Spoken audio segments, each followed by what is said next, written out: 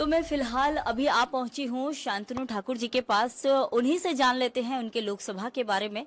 और अभी जैसा कि हम जनता से भी बात कर रहे थे लोकसभा में, जनता का कहना था कि हम इस बार और भी बड़ी संख्या में वोट देंगे बीजेपी को और जिताएंगे, क्योंकि शांतनु ठाकुर जी ने हमारे लिए बहुत काम किया है।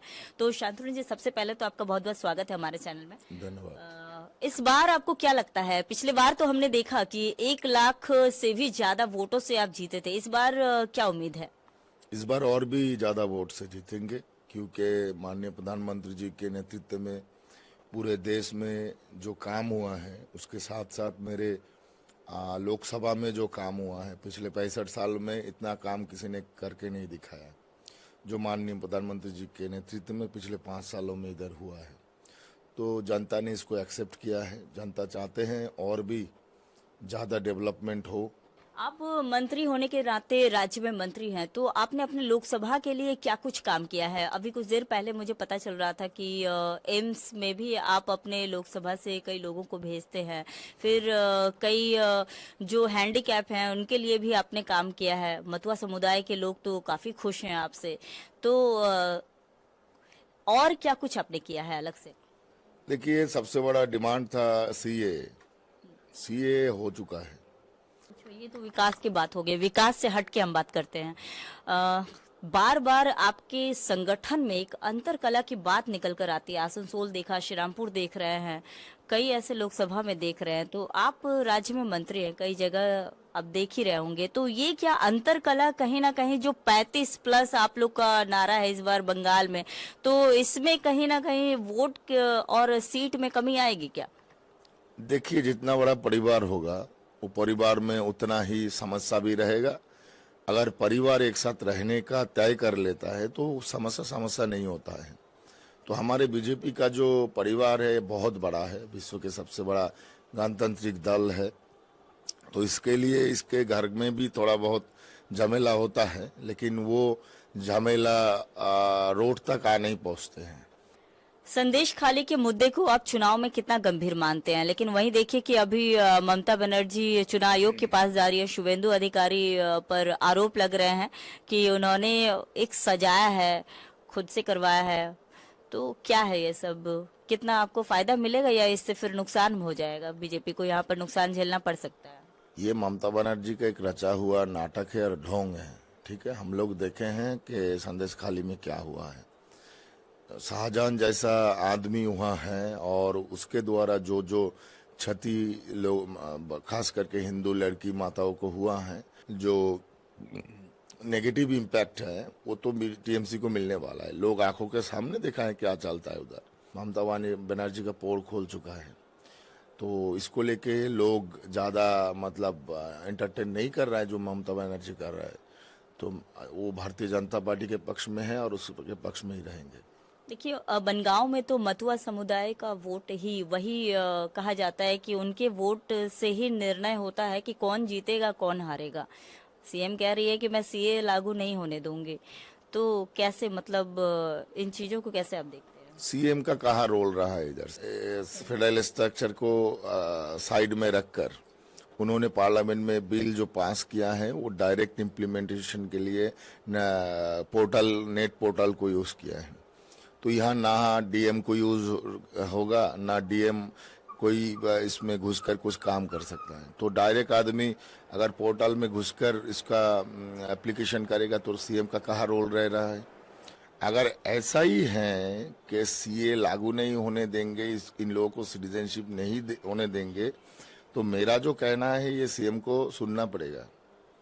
तो मेरा कहना है कि यहाँ का मुख्यमंत्री पुलिस मंत्री है, तो वो खुद ये डीआईबी को इंक्वायरी के समय बोल सकता है कि भाई इन लोगों के पास वोटर कार्ड है, रेशन कार्ड है, तो सिटीजन है, तो आप वोटर कार्ड और रेशन कार्ड देखकर इसका पासपोर्ट इंक्वायरी करवाइए।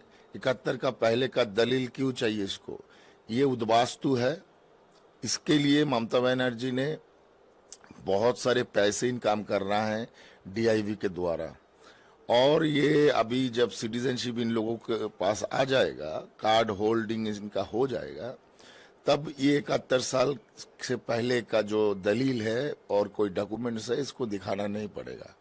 और जब दिखाना नहीं पड़ेगा, तब इनकम सोर्स भी बंद हो जाएगा डीआईपी के द्वारा, क्योंकि बहुत पैसा इनकम करता है इन लोगों के पास। तो ये पूरा पैसा बंद हो जा रहा है, इसीलिए यहाँ का मुख्यमंत्री का एक जलन हो रहा है।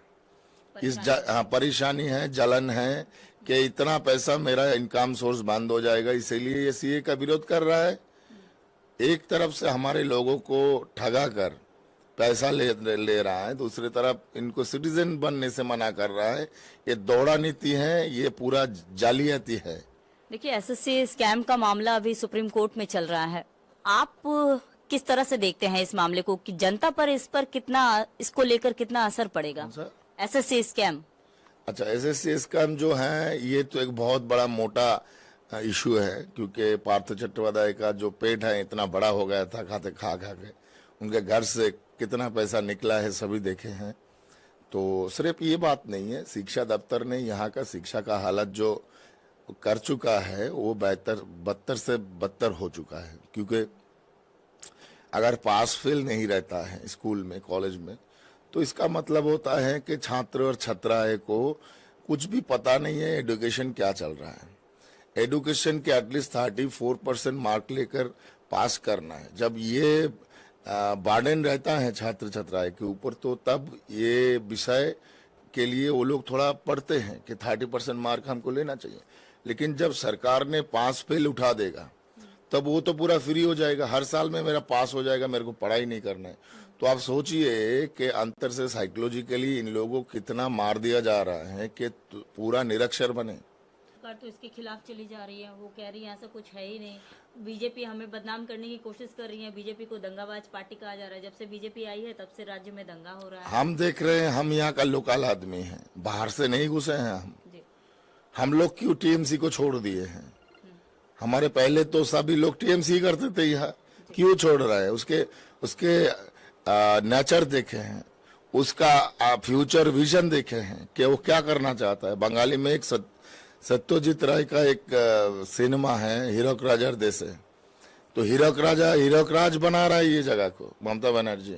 खुद को तो कुछ आता ही नहीं है। हमने बहुत सारे चीफ मिनिस्टर को देखे हैं, ऐसा अशिक्षित चीफ मिनिस्टर हम लोगों ने आज तक कभी नहीं देखा। और रघुवंश सिंह का जितना है, ये सिर्फ गुंडागर्दी से ही बचा है। एक बार फ्रेश एंड फेयर वोट होगा इधर, पूरा खलास हो जाएगा, खत्म हो जाएगा, पूरा टीएमसी का नामो निशान नहीं रहेगा। तो इस बार बंगाल में 30 पार। Thank you.